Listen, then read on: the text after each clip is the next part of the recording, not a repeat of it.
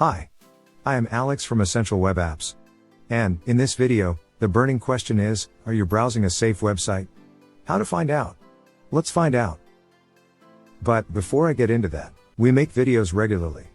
If you want to see videos like this, please hit the subscribe button and click the bell icon for notification. Before I get into this burning question, let me explain why you should care about it. Why you need to know if the website is secured or not.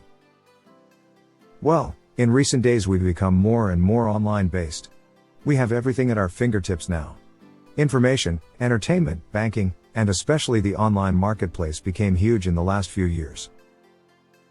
This huge virtual world has lots of intruders and thefts also. They are constantly looking for your personal information like your password, your bank information, your locations, and so on. Now let's say, you are browsing an insecure online shop, and you like a shoe. So you want to buy it. And for that, you have to put your credit card information on the website. As you put the information, a hacker who is keeping an eye in between the path of your browser and the server, pick up your personal bank information.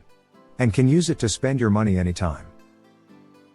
So to ensure the security of your personal information, you should look for a few things before you put information on any website.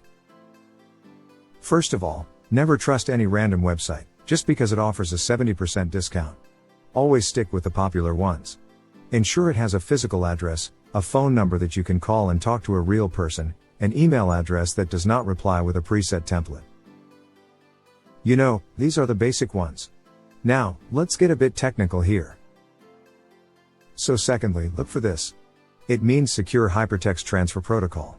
But be careful, it has to be HTTPS not HTTP. HTTP is just Hypertext Transfer Protocol but without the security.